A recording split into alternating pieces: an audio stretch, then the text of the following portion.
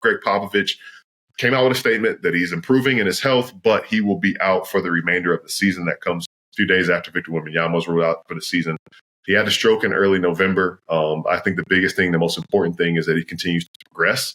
And I'm glad that he's not rushing to get back on the sidelines. We talked about, where the Spurs are, and they're starting to taper off a little bit. I think life without Victor Wembanyama is very tough for them. But I guess it's just, again, get well soon, Pop. And hopefully if he decides to return to coaching next year, we know the league will welcome him with open arms. But first and foremost, just hoping for the best for Pop.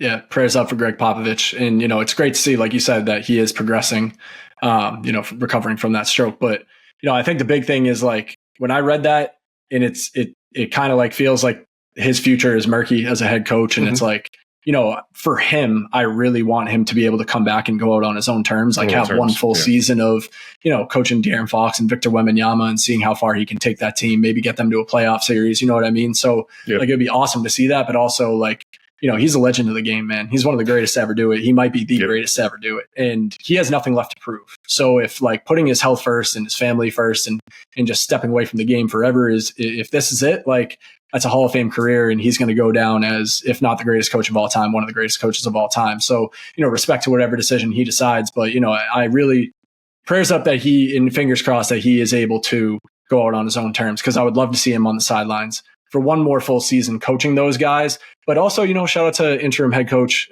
Mitch Johnson, who I feel like he's done a solid job. The record isn't, a direct correlation of the job that he's done, stepping in, basically unexpectedly at some point this season or earlier in this season, and doing his best to continue the development of that team, continue the development of those young players. So, I think the Spurs franchise is in good hands if they decide to go with him moving forward, if Pop can't get back to the sidelines. But again, prayers up to Pop, and hopefully he is able to return to the sidelines next year.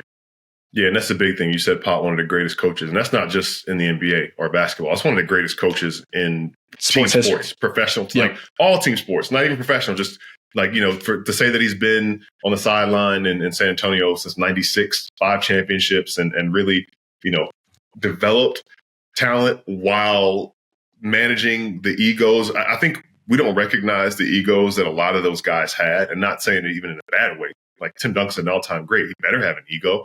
But like, we never knew about that, like him or Manu Ginobili or Tony Parker or Kawhi Leonard, all of those guys, because Gregg Popovich is just the perfect, like everything we hear about him is just how well he connects with his players and all of that. And I think the last thing I'll say about that, he issued a statement, I think in mid-December it was, just about how his rehab was going. And he had that Pop humor where he was like, the people I'm working with are ready for me to get back on the sideline too, because they're learning I'm not coachable. So the cool thing is to see that he's still, finding some humor in things, and he was able to address the team on his own terms, and whatever it is he chooses to do, we're hoping for the best and would love to see him back on the sideline again. But if not, we're definitely glad to have seen him for as long as we did.